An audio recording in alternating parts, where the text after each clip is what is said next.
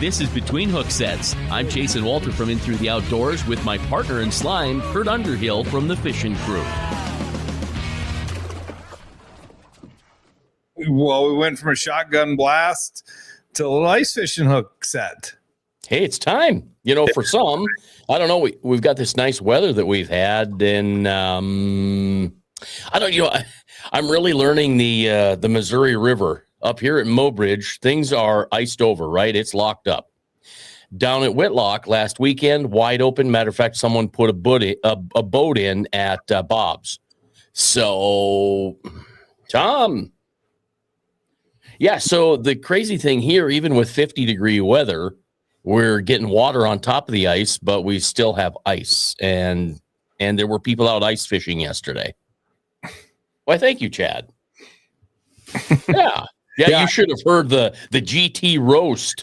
Or no, the what was it? What GP. Chat GPT, Chat GPT roast about me and my awesome hoodie. It wasn't making fun of the cold snap hoodie. It was making fun of me and how I'm dressing. Ashley, how you doing? Yeah, but what a really weird river. I mean, it's just flat calm out here, and we had whitecaps at Whitlock last weekend. So I'm learning tons about it, and I going to be fishing. Matter of fact, I didn't bring my fishing gear because I didn't think we'd be fishing till later. Now I'm a little bit bummed out, but when I go home for Christmas, I'll bring it back and I'll be on the river doing the thing. Yeah, it's 100%. Like you said, you can be 20. We were talking about it the other day, 20 miles down the river, you're ice fishing, or for your case, 20 miles upriver, you're ice fishing. They're boat fishing just on the southern end of it. So obviously, Lake Oahe down where I'm at, the bays aren't even froze up. You know, isn't that something? I mean, it's absolutely crazy. Now, this is a map of the wind we're getting right now. You could see all of the pinks and the reds, and here's where the three of us are at in South Dakota tonight. And with that, we've got a guest. We're going to talk ice fishing, and we're going to get into cold snapping. There we go. I got to get that right. Oh, I got to get Doug out. There we go. All right, Doug, how you doing? Or Dan, I'm sorry, Dan, how you doing? It's Dan. I actually just got a whole bunch of couple new jerseys made, and they did the same thing. It says Doug Hogue on it. Oh no! Oh, you know, well, you see that OUG, and right there, it's Doug right there, and I think I've made that my whole life, and for the most part, I don't even bother correcting people anymore. I just go with it. I figure that way, if I did something embarrassing, it'll be Doug who did. Okay. Yeah. See, I did get that right there. Thank goodness. I'm like, oh, I hope I didn't type Doug. I typed Dan. So thank goodness. It's all cool. Yeah, I appreciate you joining us. Curt got a hold of you this afternoon, and you've got time to hang. It's okay. There's a lot of Doug comments coming in now. Well, I see the peanut gallery is checked in. We've got Cummings, Seaberg. So there's going to be all kinds of snide comments from the back row, but that's all right. It'll make it more interesting. That's what we're looking forward to tonight. Well, Dan, before we get too far into it, let's get a little bit about you, your background, and how you got into this industry. Well, I grew up southern Minnesota, fishing the river when I was a kid for carp and bullheads, anything that would bite, and then ice fished a little bit, like in the early 90s when I went to college, and then was at the bait shop and saw an advertisement for a fishing seminar at the old Northview Bait and Tackle in Sioux Falls. You guys remember when it was on the west side on Old 16? Yeah. I don't know. 38, West 38. Yeah, well, it was a long time ago. And we showed up, and they were selling 50-cent beers, and this guy had a rotary thing of slides that would show all his fishing pictures, and he'd be able to talk about all the ice fishing products that were new. And that guy was Dave Gens. No kidding. Yeah, I've been hooked ever since. So that was probably, it must have been 95, 96, somewhere in there. So then after that, I had to get a gas auger and electronics and the flip over fish house and all that stuff. And one day my cousin and I were out on the road to go fishing, probably at Webster, and said, well, it'd be nice if we could just fish for a living like Dave and not have to go into work, and we could just fish all the time. And I said, yeah, that'd be cool. And he goes, well, I was thinking about this cover that you make for your auger that would just snap on and you wouldn't have to put that cord over it. And I go, hey, that's a cool idea. And then next few weeks we worked on it, and over a year or so we ended up getting some prototypes, and after a while we just kept progressing and we got a patent. And yeah, so that was 23 years ago now. Wow. So it started with that, and then it ends up in this position, which this stuff's great. I mean, the stuff that you guys have is amazing, and it's built different than the others, right? Yeah, it's top of the line. So what we did, instead of Cold Snap having to figure out the clothing business, we partnered with a good friend of mine, Eric Larsgaard. He actually is a designer and an owner of a major waterfall label. So he's already done all this stuff, making sure clothing is durable, waterproof, warm. He knows the factories, the processes, the materials. And what we did is, a group of us, ice anglers and summertime anglers, just put our heads together and said, if you were going to start a restaurant and you would go around to all the other restaurants and take your favorite things off the menu and bring them into one place. And that's what we did here with this fishing suit. And, then we said, well, why don't we make it so it's 4 seasons so that you don't just have to wear ice fishing. Because you've all seen the guys in the summer that wear their ice fishing suits, and you're like, oh, that's fine, but they're not waterproof. They might be warm enough, but they're not waterproof. Well, the Cold Snap CS1 suit is called CS1 because it's one suit for all 4 seasons. That outer shell is event laminated and fully waterproof, and so is the bibs. And then the liner that zips out has got top of the line Primaloft gold insulation. So what that means is that you only need a thin layer to provide all that warmth. So you're not going to have this big bulky jacket. And then there's proprietary float technology that we have in there called HydroFloat. So if you did fall through the ice or overboard in a boat when you're wearing it, it's going to help keep you up. So that's the cool thing about it. We picked the brains of all my fishing buddies, and we put all the best features into it. And then when we were designing it with Eric, I said, I don't want anything in here that's not the best that there is. So from the zippers, the outer shell is nylon, which is the best. Like expensive ski jackets are nylon. Just everything. We didn't want to make any type of apologies for any piece of that thing. Each one was the highest and best performing part that we could get. So let's talk about the glove real quick here, because I know there is a brand of glove out there that I have purchased 3 or 4 times, and they keep breaking apart, splitting at the seams, and I just can't go back to them. So do you have the same technology from the suit and the glove? That's correct. It's got Primaloft insulation in the glove. There's no float in it, but I mean, if your glove falls off your hand in the water, it's going to float anyhow. The palms are all leather, so that's a leather palm, and it's all waterproof. So you can stick your hand in the water, and it's gonna keep the water out. Yes. So if you go to a show, you'll see Chad in a vest, and these things are kind of amazing in themselves. How are they built? Well, the vest was so amazing that it sold out.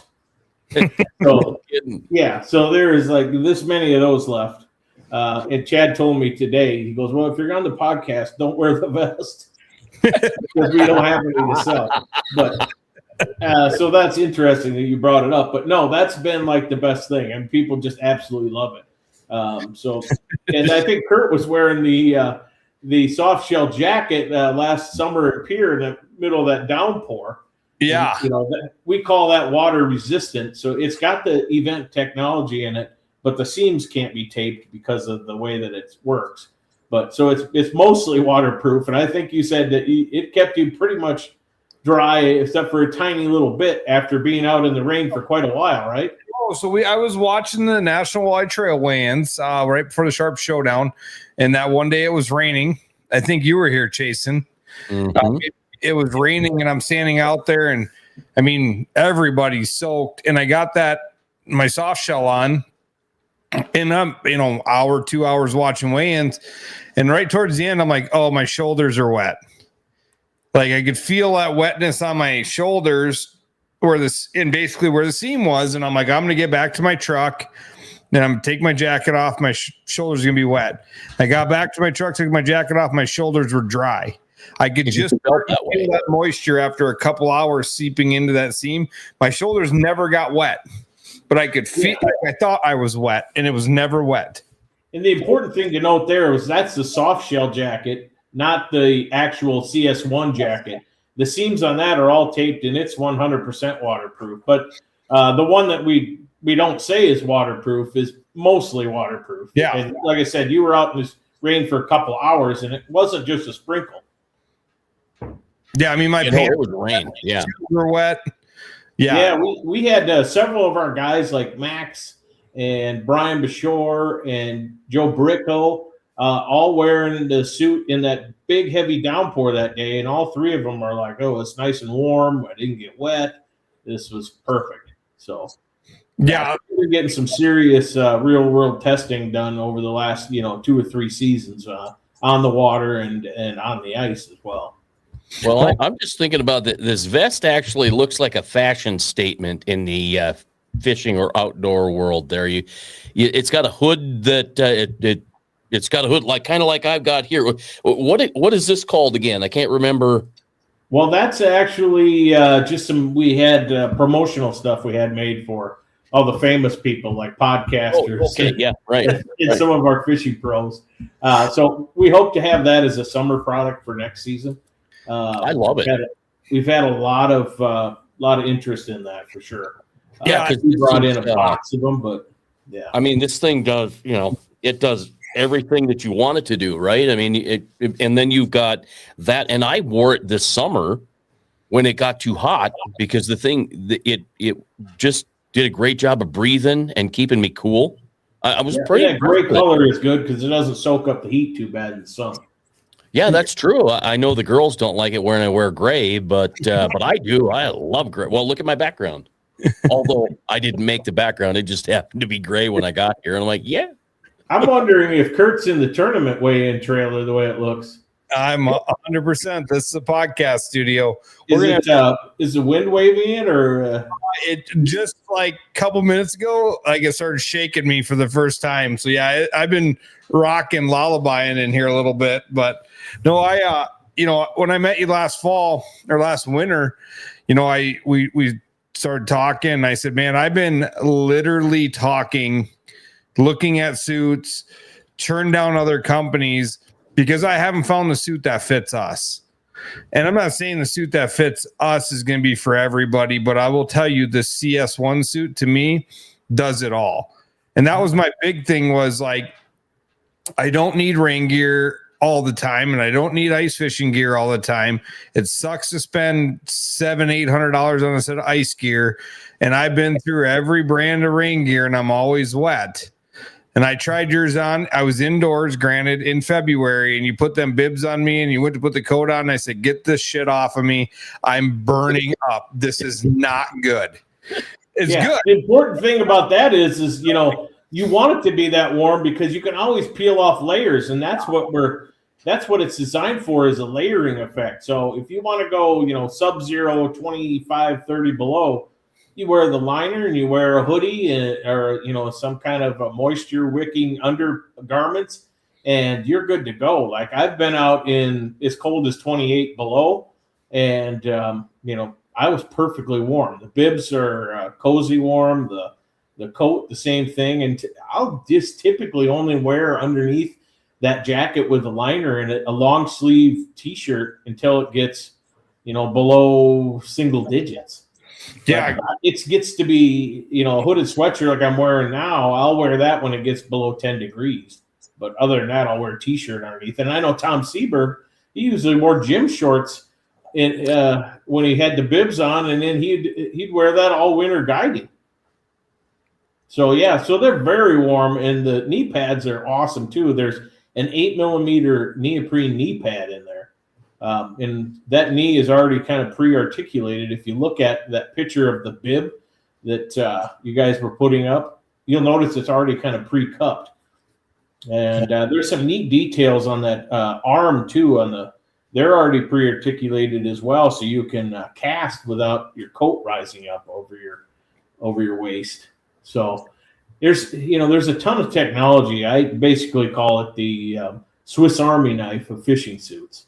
Oh, 100%. Like I've had people try mine on, and going back to the warm before I get into that comment is like the first time my buddies bought them and I didn't have my suits yet, and we went ice fishing. I sent you a picture and you said, how does he like the suit? And he said, he can't go inside anywhere because it's too damn hot. And you're like, yeah, it's 10 degrees outside and he's got a hoodie under it. Don't do that.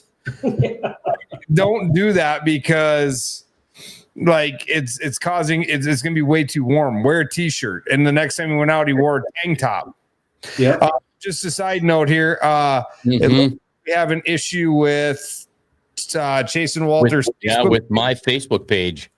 So if it's buffering or something on there, you can hop on the Fishing Crew Facebook page or into the Outdoors YouTube or the Fishing Crew YouTube. So if you're getting some buffering, that's probably why. I don't know. That's the first time we've ever seen that. Yeah, I've never seen it. I seriously just think it's that Worthington Telecom Wi-Fi that's running at about half a gigabyte or something.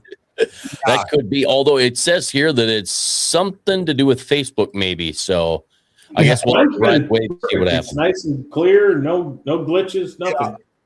Tom, okay, yeah, that's everything is good and clear for me here too. Tom had a couple comments here. Just remember what pocket you put your bait puck in. It's full of pockets.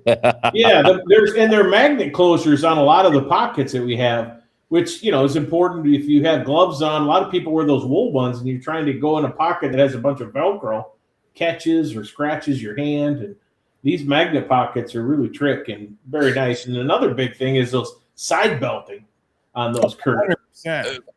Yeah, Curt loved those. Because if you try to bend over to get something, you got one of those big plastic buckles that gets you right in the belly. That's no good. Right. And those side belts are actually elastic, so if you do bend over and it tightens up, they'll give a little bit, which is nice. Yeah. And then a huge thing is the straps over the top. Those are the most substantial by far in any apparel you're going to find in the outdoor industry. Other than it's basically a wader strap.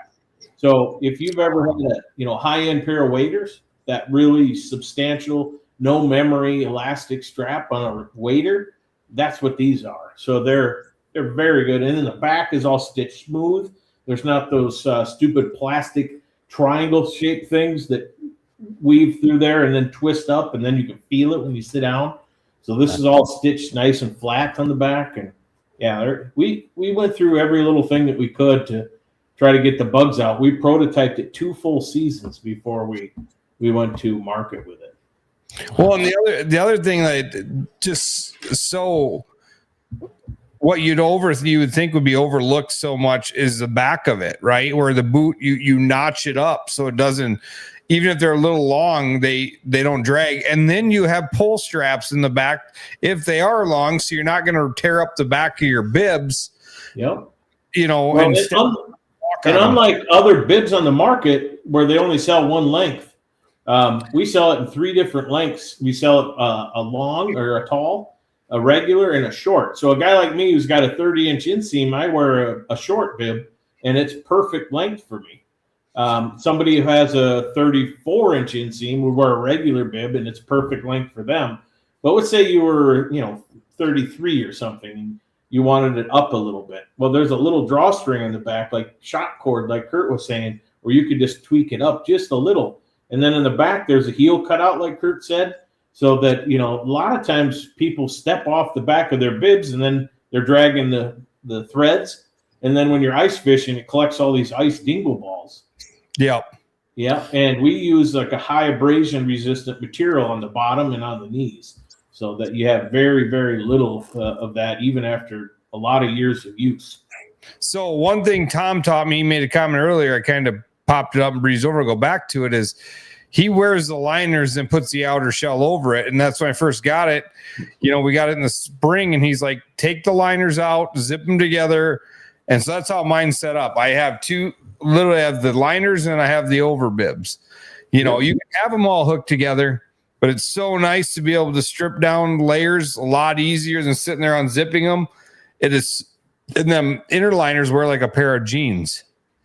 Yeah, they're super soft, comfortable. I mean, it would be like, just a nice pair of lounge pants in your permanent fish house too, while you're sitting around in there. Then slide over the outer shell bibs if you want to. You go out and check tip ups, things like that. So, just great way to layer and do different things. But the most important thing is if you were ever out in 30 degrees below zero, you don't want to freeze to death.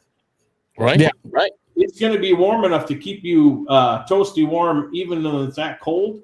And then you can be out in 30 plus. You just start layering out, taking some of the layers off. If it's 30 above, you wear a hoodie and just the shell. If it's raining or if it's windy, that'll block all the wind. It'll block all the rain. And a big one would be Lake Erie. Let's say you're going to Erie in April or May. And what do people normally do? They bring with their ice fishing gear for when it's cold out and windy, and it always is.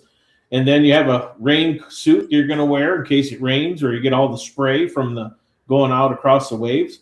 This is one thing. You just take one suit with, and you can just pull off the layers as the sun warms up and in the middle of the day, and you just wear the shell to keep the wind and the spray off you. And so it's a perfect system, and it comes with stuff sacks to keep all your stuff in too, like your liners when you're not wearing them. Put them in the hole of your boat. You thought that through. So Chad just said, the liners are logoed and they have their own pockets even. Yeah, and the liner that's in the coat is the same thing. You can wear that as a complete separate coat, and it's 100% has as many or more pockets in your average coat that you would wear as like a puffer jacket.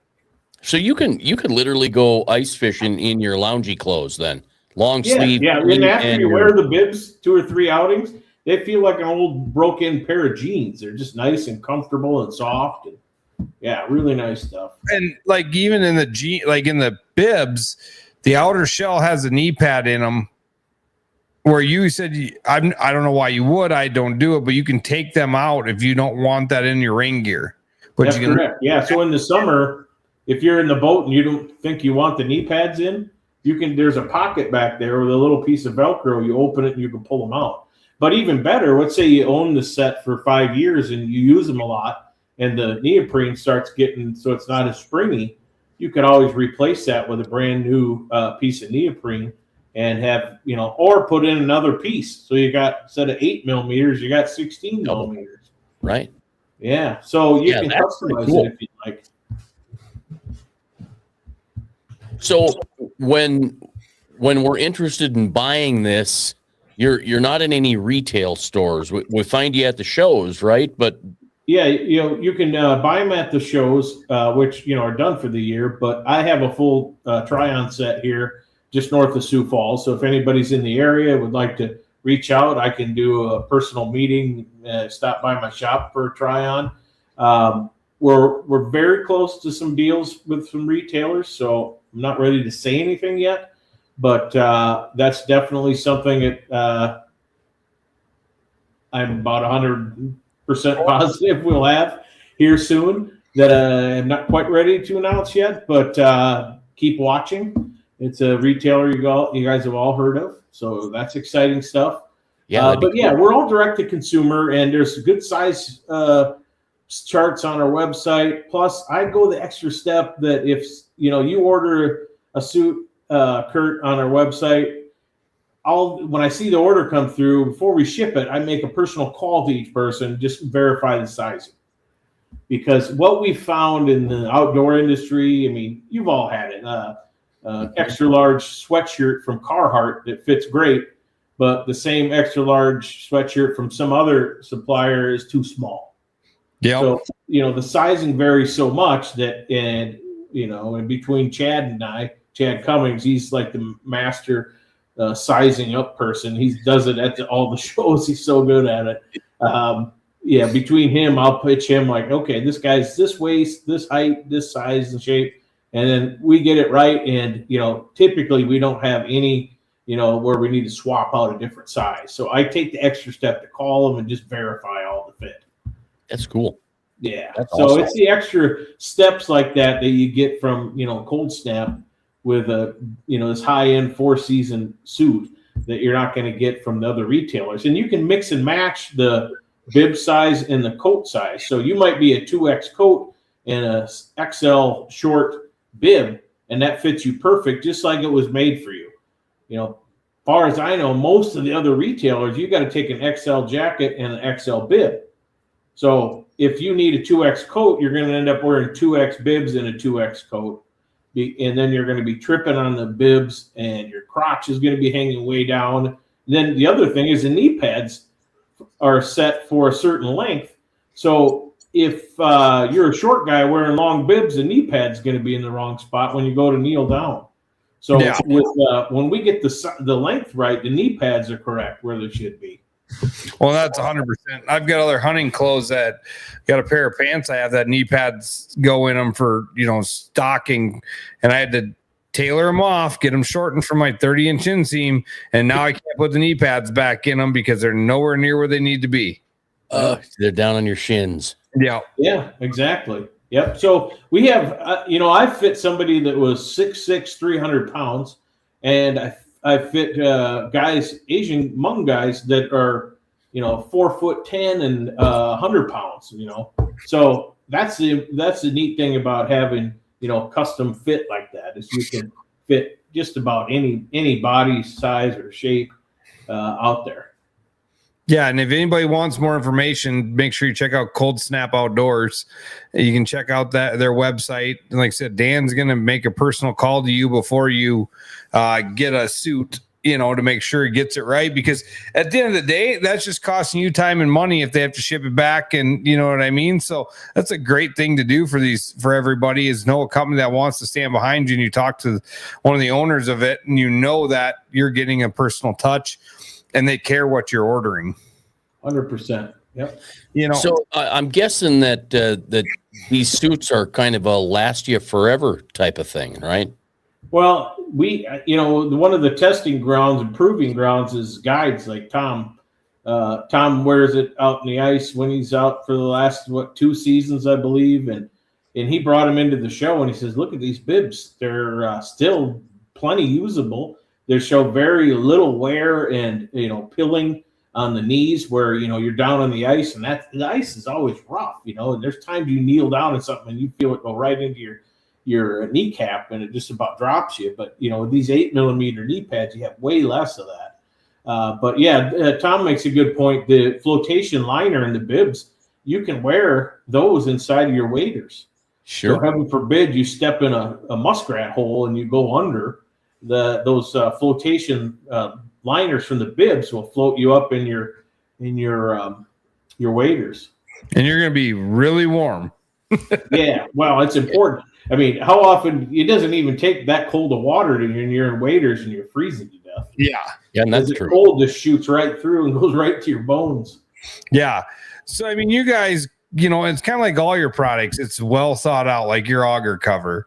And then the one thing we don't want to forget about is probably the most recommendable nice thing for you is the T2 toothpick.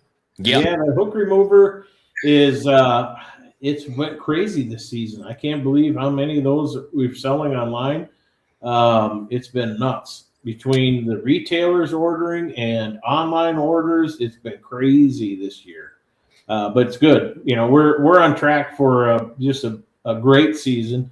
All the retailers in St. Paul that I talked to said it was like the old days, 10 years ago when you'd have huge crowds in St. Paul and it would be like that would be the day of the year, Saturday in St. Paul, that would make the whole company season. And it was like that again. It was good to see. Yeah, and it's kind of interesting because, the talk has been for the last couple of years that the shows have been kind of dying and they just haven't had the traction. And, I talked to our buddy Billy Billy Katz with Katz covers, and he's like, it was insane. He goes, the first time in probably 10 years, I had to go home and make covers Friday night and Saturday night because I was out of covers. Yeah, see, that's why I didn't go. Heard that from a lot of retailers, and a part of the reason that the shows are dying off is that 15 years ago, if you wanted to see the newest and best in the ice fishing industry, you either had to know people at each one of those companies, or you went to the show just to see all the retailers and what they were showing. But now, with all the launches on social media and everything, if you pay attention, you've seen everything already. Right? Yeah. There's little retailers who don't have a very good presence online that you may not be familiar with. You'll find those things. And, one that I would point out would be this company called Bobber Buddy. They had some really cool technology to, spin your live scope pole that they were making, 3D printed things that were really cool. So I would check that out. But I don't remember seeing it on social media. So they had some neat stuff. And then it's always the smaller retailers that have the cool stuff too, like very small micro ice plastics that you really, you get to see them all. Problem with ordering like microplastics online is you'll tell you how long it is, but you can't really get a feel for it to see if it would move right in the water. So all that stuff in person makes way more sense. But and part of the show thing is that if you have to spend $30 to park and $20 to get in, you're already up, and the gas to get there, you're already upside down $60 or more before you even get in the door. So people are saying, why would I pay to shop? Well, the main reason is that at the shows, if you're there to buy stuff, there's deals there that you're not going to see online. And you can always, with the retailers here, a lot of people are there to deal. They'll say, if we buy 3 of them, what's the cost?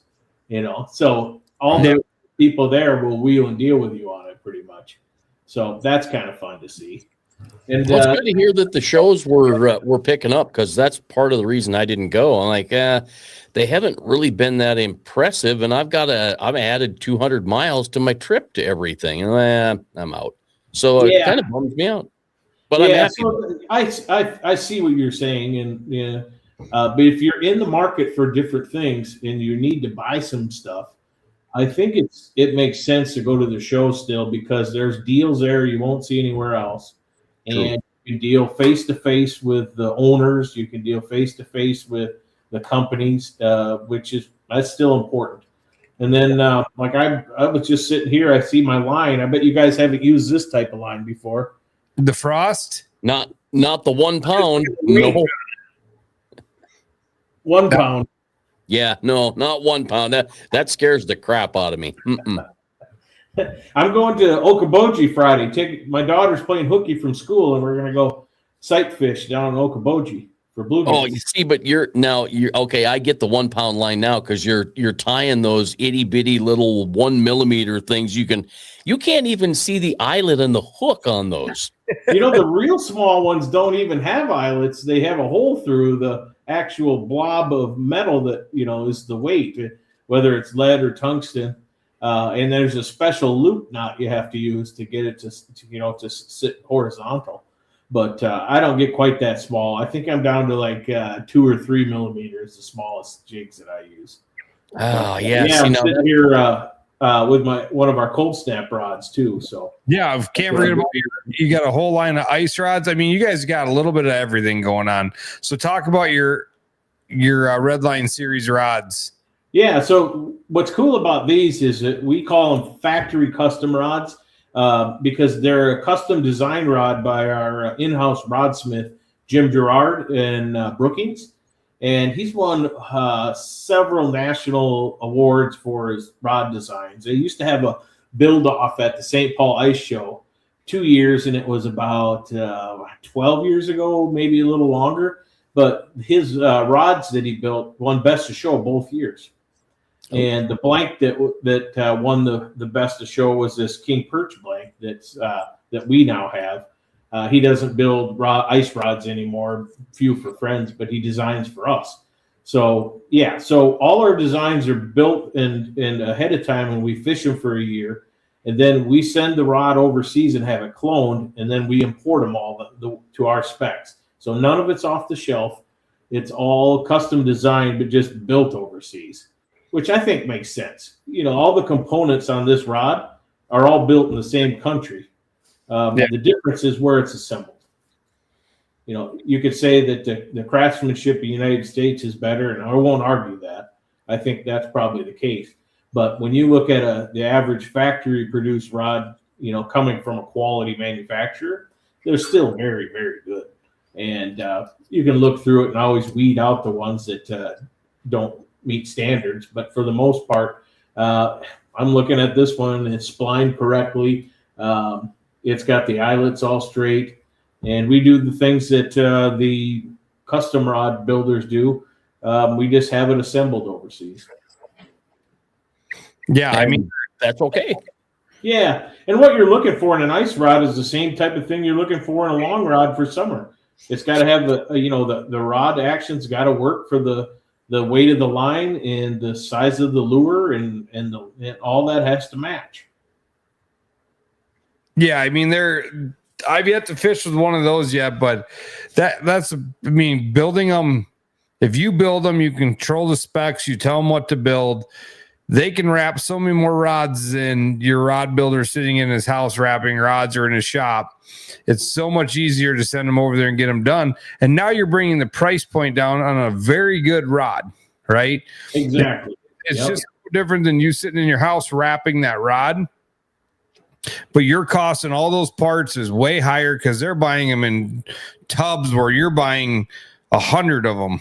Yeah, and the guys who build rods in the States, those components have went through a wholesaler, a distributor, and then they bought them retail to resell. So there's a whole bunch of extra steps where people have taken a cut off those components, and so we're able to bring in a really high quality rod that's built to our specs, with like custom type features like an EVA foam handle with the rubberized grip, sort of like a golf club grip, but this is very light, and carbon fiber blanks, all the stuff that you would want in a high-end rod for a price point that's super awesome. I mean, we're at $80 with a reel during our Christmas sale. Wow. So, yeah. So what do you have for a reel on there? I ended up getting some middle-of-the-road ice reels on a closeout deal. So there's some HT AccuCast, which typically I wouldn't be a huge proponent of HT reels. I never really thought they were super great quality. These were really pretty decent. Like, I wouldn't call them high end, but they're at least middle of the road, decent drag, instant anti-reverse. And they have like this AccuCast system where actually the spool and the reel is canted up forward towards the first eyelet. Oh. One of the things you'll notice on ice rods, if your reel comes off horizontal to the rod handle, is when you start reeling, you'll get like a slap in the line where it just kind of jumps. Yeah. But there's less of that when the reel angles towards that first eyelet. Sure. A few years ago, Andy Strom's, this another rod builder, we had him cut a groove into the rod so that the reel foot would sit at an angle to do that. And that was really, groundbreaking stuff there. Now they just build the reel so it does that. Yeah, that makes sense, I guess. Both ideas make sense. Yeah. Well, and I started looking for this is a weird thing. The cost of reels has went through the roof. I tried to buy some wholesale from our normal source, and just for a Fluger Tryon, they were like $35 wholesale. Wow. So it's nuts what they want for reels, and mom and pop bait shops are paying that if they need them. So nuts. You guys also dabble in snow plows. What else what else are you dabbling in with cold? Well, we do have some soft plastics that one of our pro staffers designed that, oddly enough, it's listed as one of the top 10 best ice fishing lures of all times in Field and Stream magazine. It's called the Craigie. It's a 4-inch long soft plastic bait, so it's bigger than your traditional ice fishing lure, but that thing is lake trout and trout candy. They cannot resist that thing, and it was designed by our pro staffer Craig Euler out in Rapid City, and it looks like a gigantic mysis shrimp that the lake trout eat out in Pactola. But it's made its way around the upper Midwest, Canada, and Alaska. And that thing, once you put that in front of the right fish, I've had guys catch walleyes on it and outfish their buddies on it out in the river too. So that's the cool thing is that, here's somebody I know that designed a bait that actually works. You always think, I could do that, but make, and have it actually work. That's really super cool. Yeah. Yeah, that's fun. I wondered if Craig didn't design it when you said the Craigie. I'm like, Yeah. He named the guy who pours the baits named it that because Craig came to him with the design, and then they worked on prototypes and come out with it. And one of the things I told our pro staffers is if you ever come to me with an idea and it works out and we start selling it, I'll name it after you. Sure. So the toothpick is called the T2 toothpick. And the T2 is a nickname for one of our pro staffers, Todd. So that's where the T2 comes from. So the T2 came from Todd. Yep. And I talked to Todd before this, probably a half hour ago, and he's hanging out with Dave Gens right now, and they're fishing. And he said there's 12. He said to report that there was 14 to 18 inches of ice on Upper Red.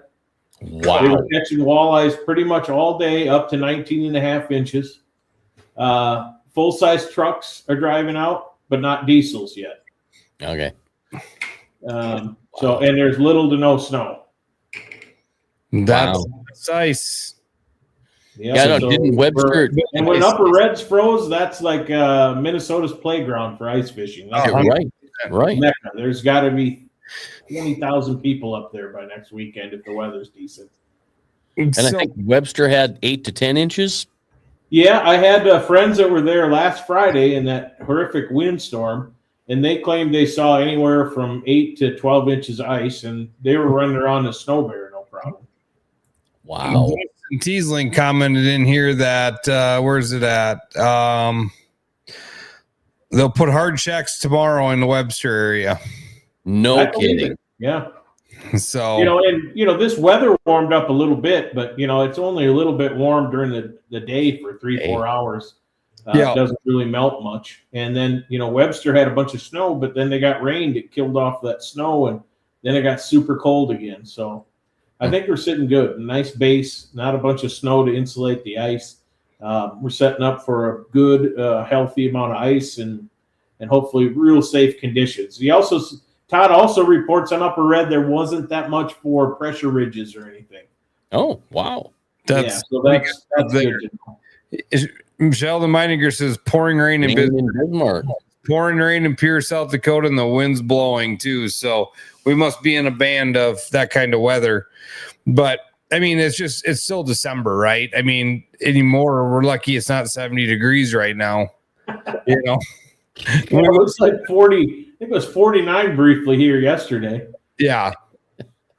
That's crazy. Well, it's going to be cold tonight. I think single digits for us in Mobridge. So, Todd had me on speakerphone, and I asked Dave for any words of wisdom for the podcast, and he says, ice fishing, you should be looking for the green weeds, not the brown ones. And then he also says fish with your daughters. So that's what I'm doing Friday, and that's what he's doing this week. There we go. So from Dave, 1 inch of ice in Omaha. Nobody ice fishing in Omaha right now. I mean, Tom, that's probably the best you're going to see all year in Omaha. Right. Come on. You guys don't get enough to even hardly walk on down there. But that's why you spend your time in Webster coming up. So, I mean, you got these suits are great. I mean, everything you have is, like I said, you think through things. The T2 toothpick, which, I mean, everybody probably knows that for cold snap, but what do you got coming up that people can see you at? Any things you're going to be at this coming winter? I know you said you're pretty much done with the traditional show season. Yeah, for sure. But we'll be at Winter Fishing Weekend in Pierre. So we plan on having some information there. We'll have suits to try on. I'll be fishing that again. That was fun. I think one of the last times I saw you, Curt, was up at the Good Old Boys tournament, right? Yep. Yeah, that was fun. That's a neat concept. I love that tournament. They asked me to fish in it, but I do not play whack fuck. Neither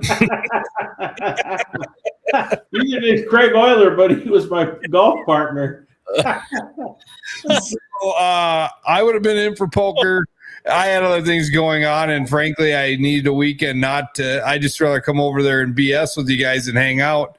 And so I decided I wasn't going to fish it, mainly because of the golf, and I wanted a weekend to do nothing, basically. So that's what I did. But a great, cool tournament that he put together. You know, you fish, poker tournament, you golf, and you fish, and you have point systems that come together, and pretty cool to see.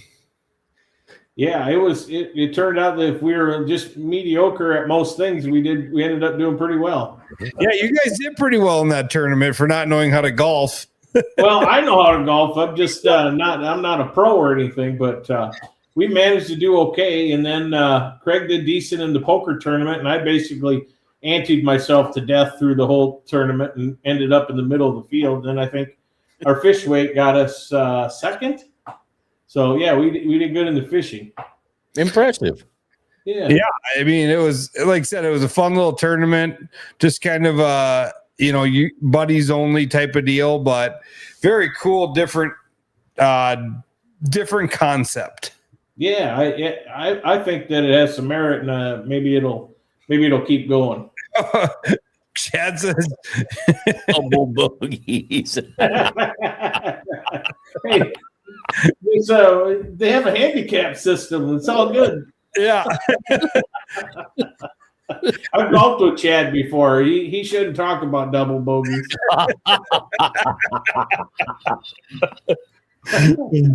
Oh man! The truth comes out. Well, here comes the truth. Euler carried you in golfing.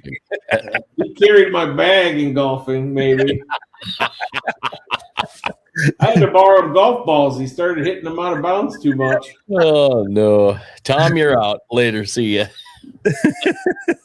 I think I lost my touche. I lost my Facebook at about 12 minutes, and I thought everything was fine, and went back and looked, and it said I was live. So at least everybody picked it up and followed along on the Fishing Crew page, and then on the YouTube pages too. So that's great. We had a ton of comments tonight, and that's awesome. And before we go, I got to grab something here. Hold on. Oh. I wonder what he's got, Dan. Oh man, what is it? I don't know. He just came back from duck hunting. I can't imagine he's got a duck with he's him. In Texas. He might have some. Look at here. There we go. There we go. Right? So there's your code for 20% off all Cold Snap performance gear on the website. TFC20 for the Fishing Crew. Use that code. There's a 20% off coupon. Yeah, there you go. I thought about that. We were talking about the suits, and I'm like, oh, I should have had that sitting behind me the whole time. Yeah, you know what? The other thing I think I didn't point out was on the suits, there's hand warmer pockets in the coat. Oh, sure. The bibs. Different things like right up here, the pockets. Right. Yep. I have that in some of my hunting gear, and I'm like, as soon as I put that jacket on, I'm like, oh, he did it. Yeah. Well, it's cues from, the waterfall industry.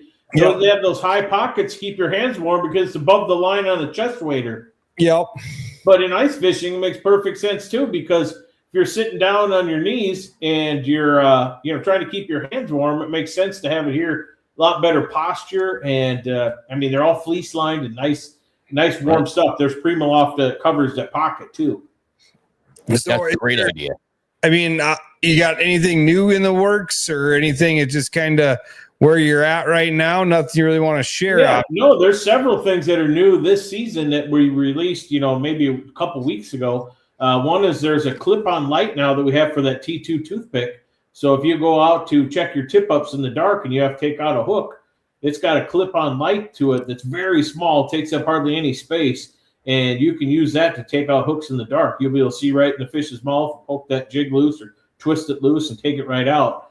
A neat thing with that T2 hook remover, you can come in through the side, open the side of the gill and come in that way and take a a gullet hook fish and just twist the hook clean out and it comes out clean as a whistle, you'll have a nice, easy live release where a lot of times I see guys bite the line off and put the fish back with the hook in the gullet.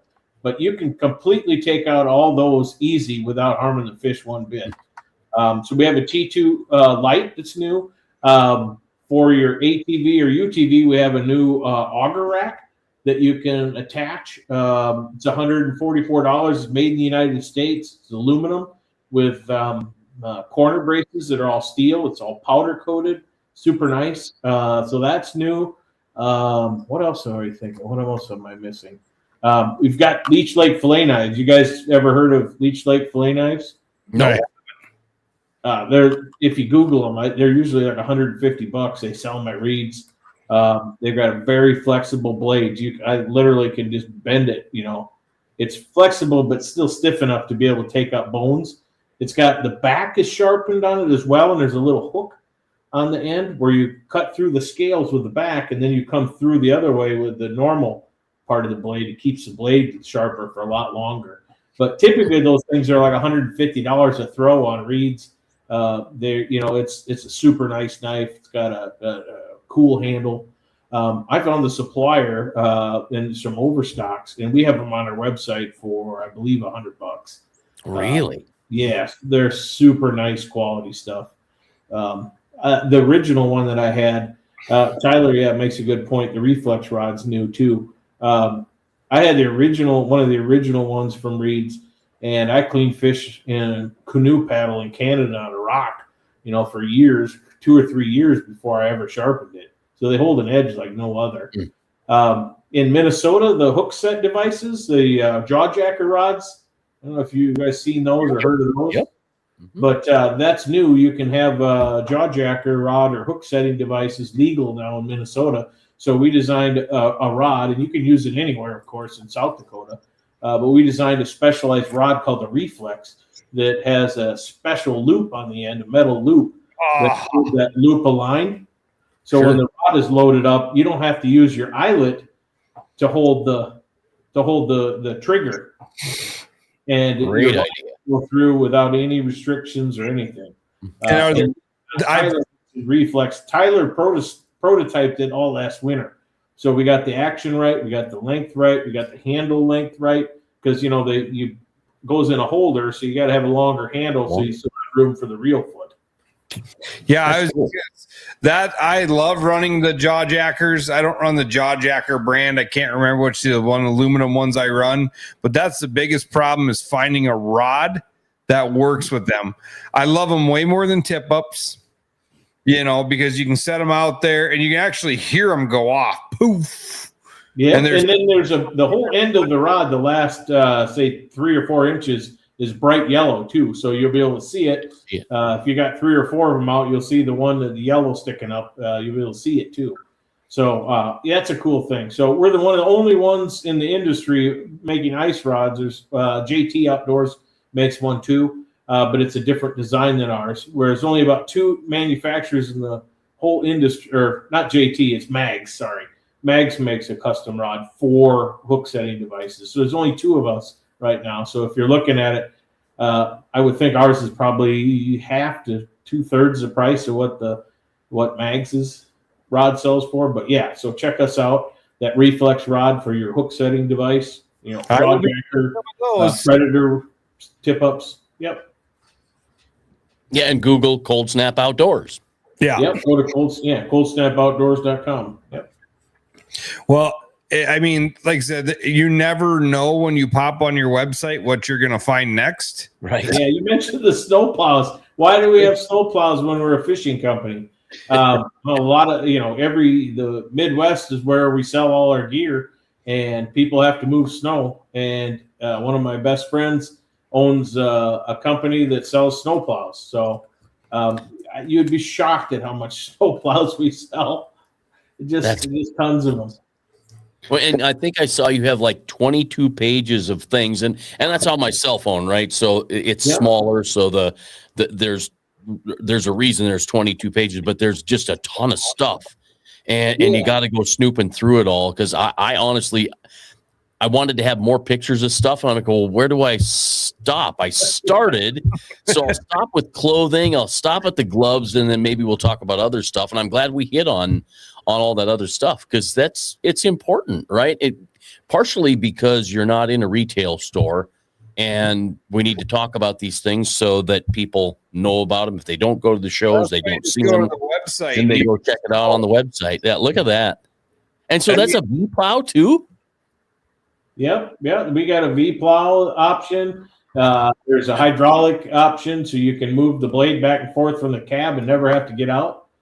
That's super cool.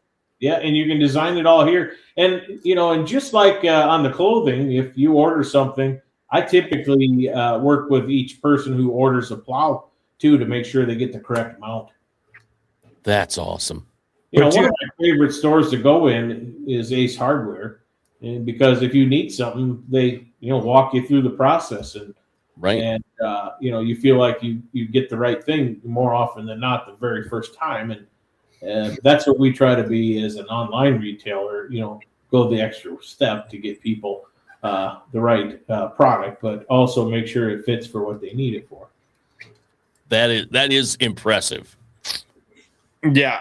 So always be checking that website, because every time I seem to pop on it, there's something new, and you can't go wrong. Like I said, with the company that's Midwest based, that cares about its customers. I've had questions about suits. I feel now, after having one and talking to you as much as I have, like I can pretty much answer anything on the suits. And honestly, you hand the suits to the guys and they try it on, they're like, wow. That's the biggest reaction. Like, there's no other rain gear. Like, obviously, a lot of things I was doing in the summertime with them, everybody's like, there's no other rain gear like this. And I'm like, yeah. And now you can, well, I don't ice fish. Who cares? You still boat fish when it's colder than hell. Yeah. We've all been out in March before in the boat. Right. Yep. And even in April, the water temp is like 36 or 42 degrees, and the wind coming off there, it's just chill you right to the bone. So having a warm suit that blocks the wind and keeps you comfortable, that you can cast and move in, that's key. I mean, it gives you extra days doing things you enjoy. One of our taglines is, you only have so many winters, you only have so many summers, you only have so many springs. How many do you have left? Do you want to spend it like you miss out on a half a day of fishing because you started raining and you got wet? And even worse, if you go on a trip to Erie or you're out of town for 5 days and it ruins a couple days of your trip, how many days are you going to have left to be able to do that? I mean, we say buy once, cry once. You buy the best thing and the best quality, and you'll never be upset that you did that, because, how often have we went out and said, well, I'll just buy this cheap one because I think it'll be good enough. And then you're super disappointed. Then you have to go buy the good one eventually anyhow. And you wasted money. Yeah, we're all to the age now where, we've done the dumb stuff when we were younger, bought the cheap stuff, figuring it was good enough. And we've always been disappointed. With very few exceptions, is the cheaper option and lower quality option ever good enough to get by? Yeah. Yeah, no, not even with a Snickers bar, to be honest with you. Yeah, it would be like trying to eat a dollar store Snickers bar. It's probably going to have the white stuff on it, like the dog poop that's been outside too long. Yeah, you're right. Yeah, you don't want that. Oh, that's awesome. Well, Dan, I think we've learned a lot tonight. And one thing, I know we're way out of place with this. I should have said it way earlier, but I don't want to forget to talk about it, is the hood on the rain suit. Yep. So the nice thing about that is completely waterproof again. So, and it's got like a little visor built in. It's also got 2 shock cords on the side that you can pull on, and it pulls in the side of your head like this. We call it a 70-mile-an-hour hood, so it won't pull off your head as you're flying down the lake, on tournament day, coming out of the chute in the morning. It's also, with the internal liner, it's got it's an insulated hood. And if you don't want the insulation, there's the internal liner coat that you can wear as a separate. That hood will zip off and you can take it off. The other thing that hood on the shell does is you can roll it up and it fits into the collar. So if you don't want the hood flapping around the back, you can roll it up and it fits in neatly into the collar. and it just looks like a normal collared coat. The other two neat things about it is there's, the collar sides on the coat, there's and maybe you've seen it, Curt, but there's a little magnet built into each side on the shoulder that will hold that collar down flat so it doesn't stick up by your face and bug you. So once that jacket is out in the field, you can those magnets will hold those collar tabs down. Sort of like a collar stay in like a dress shirt. Yeah. You guys think of everything. Well, I can't take the credit for all that stuff. Mostly it was Eric, my partner. His design work was just top notch, and he would go with what we, some of the cues that we give him, but a lot of the stuff he would bring to us, and we'd be like, wow, I really like that. Or now that you did this, made us think about this. Can you do this? So we would, go back and forth and collaborate. And that's where I think, we just pulled the whole industry. We took cues from big game hunting outfits. We took cues from waterfall hunting coats, ski jackets, fishing coats, ice fishing bibs, waders, just tons of stuff, and just took the best stuff from each little thing and built this Frankenstein type thing that turned out to just be, a bulletproof system for all seasons. I always thought that the Snicker candy bar could never get better, but I am thoroughly convinced now that you guys could actually make a Snickers better. Well, Chad said he's done with Snickers. You want to talk about these vents, breathable vents? Yeah, you probably notice it if you look now when you go home, but there's laser cut little venting holes on the side when you zip it up over your face. Yeah, that lets some of your breath come out the side, so it's less likely to fog up your glasses. See, I learned something about the suit I didn't know. I know there's zippers in the arms, like in the there's venting underneath the pits to let air out if you want to vent it. So that's kind of nice. Like I said, there's a bunch of features that I had the suit and I wore it for a year and a half, 2 years, and I found something new, on it. I was like, oh, that's kind of cool. It was just. Eric put it in there, and he maybe told me, and I just didn't realize it. But the big one was that why is there a little piece of Velcro on the top of the hood?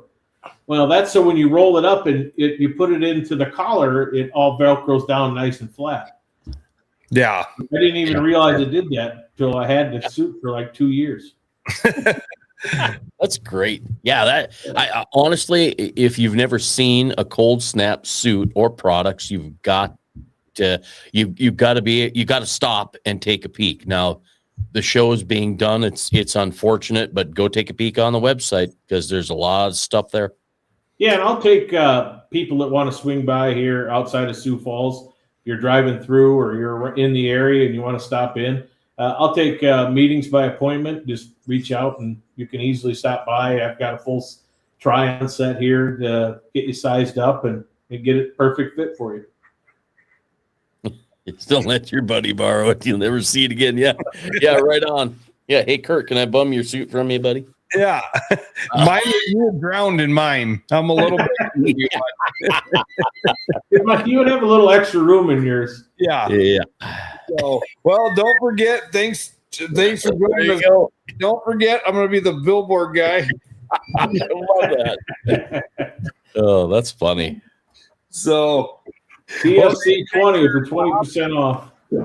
Thanks for hopping on with us, buddy. You have a great Christmas and a happy New Year. And I'm sure we'll be talking, but if not, we will definitely see you at the winter fishing weekend in Pierre. We'll be there. We're going to try to do a little more pre-fishing than we did last year. But what a fun tournament that is, huh? Yeah. It's probably a good time to hop on that website and order your raffle tickets. Yeah, get your extra. Yeah, there you go. Right on. Hey, Merry Christmas to you. Yeah. Merry Christmas to you guys as well. And if I don't see you before winter fishing weekend, I'll see you at the weigh-in. All right. Fantastic. Thank you. Thanks, guys.